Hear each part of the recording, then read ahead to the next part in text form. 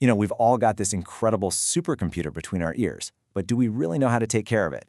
In this explainer, we're going to cut right through all the noise. We've taken the absolute best science-backed advice from top neuroscientists and packed it into a practical toolkit for a stronger, healthier brain. So let's get into it. For a lot of people, it all starts with a single moment of realization. Maybe it's seeing a brain scan and it just clicks. You understand that every little decision we make, every single day, directly affects that 3-pound ball of tofu in our heads. This isn't just some abstract idea. It's a real physical organ that we actually have the power to change for the better. So how do we actually do that? We've built this toolkit around 5 key areas. First, we'll get a handle on the most fundamental idea of all, that your brain is changeable. Then, we'll lay down the foundations of movement and rest. After that, we'll dive into what you should be feeding your brain, how to keep it sharp, and we'll wrap up with a surprising new booster that's really making waves in the neuroscience world. Okay, let's start with what is honestly the single most empowering concept in all of neuroscience. It's called neuroplasticity. And really, it's a simple but profound idea. Our brain isn't fixed. It can and it absolutely does change throughout our entire lives. Now, there's a really key shift that happens around age 25. See, before then, our brains are pretty much like sponges, just soaking things up and changing through passive experience. But as adults, our brains need something more to change. They need focused attention.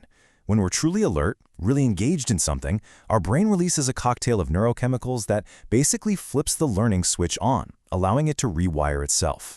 And this really gets to the heart of it. The ability to learn never goes away. It's a two-step process, really. First, you use that focused attention to tell your brain, hey, pay attention, this is important.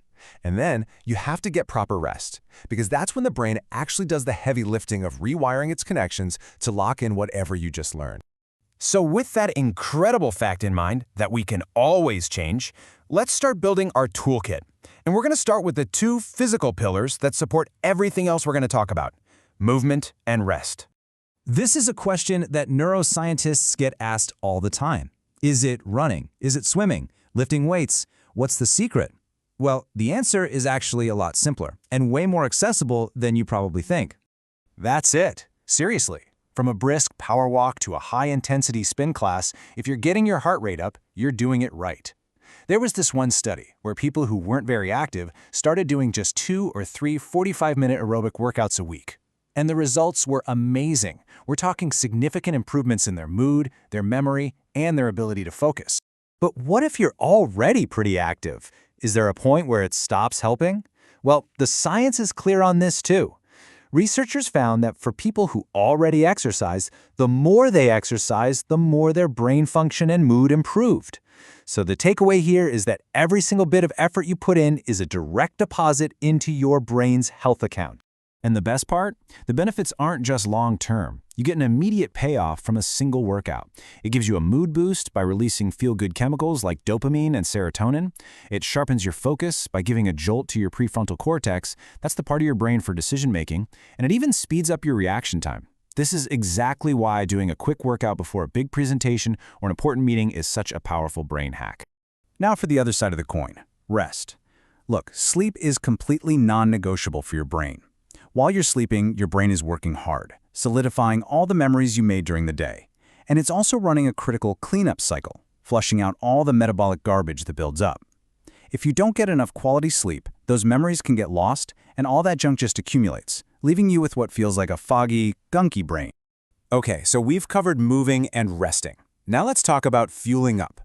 What we choose to eat has a direct and really powerful impact on how our brain works, both today and for years to come. When it comes to a diet for your brain, the strongest evidence we have points straight to the Mediterranean diet. The main ideas are pretty simple. Focus on whole, non-processed foods and try to eat a rainbow of different colored plants. But it's also about what you don't eat. You really want to avoid high-sugar foods. They're basically toxic to the delicate systems that control blood flow and get all those vital nutrients to your brain. All right, let's get a little more specific. Green tea. It's been shown to be incredibly protective for the brain. It's loaded with these compounds called polyphenols that help strengthen the brain's protective barrier, keeping the bad stuff out. And the research is really clear here. You get these amazing benefits from drinking the actual tea, not by popping a supplement.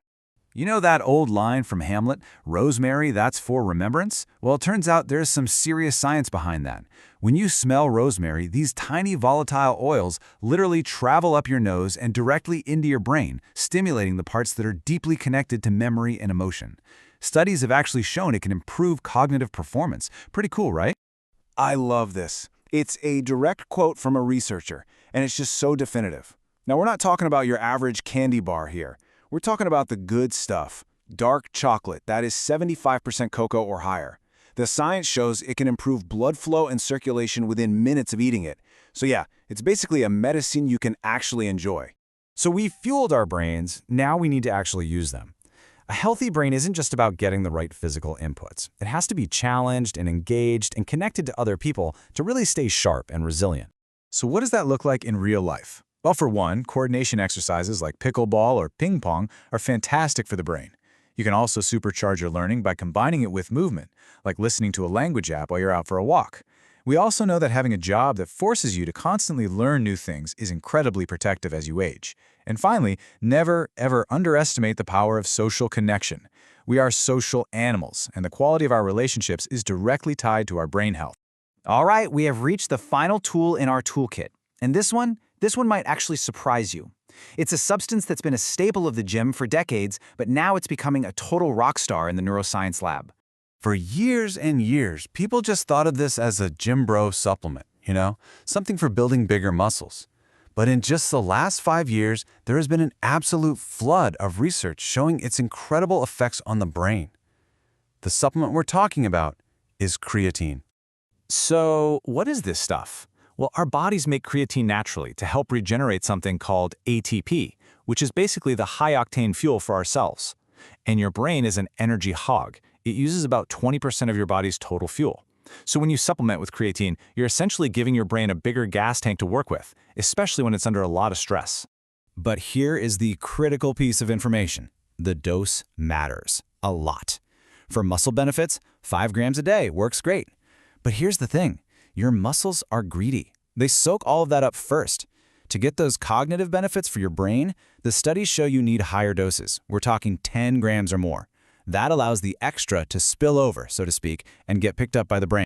So who should be thinking about this? Well, creatine really seems to shine when the brain is stressed out. That could be from a heavy cognitive load, emotional stress, and especially from sleep deprivation. Some studies show it can almost completely wipe out the cognitive problems from a bad night's sleep. It's also hugely beneficial for vegans, since they don't get creatine from meat, and exciting new research is even showing it might help people with depression, which is really a state of chronic brain stress. So here's the main takeaway from all of this. Your brain is not fixed. It's not set in stone. From the way you move, to what you eat, to how you challenge your mind, and even targeted supplements, you have an incredibly powerful toolkit to make a real difference. Neuroplasticity means you have control. The power to change is literally in your hands. So the only real question left is, what are you going to do first?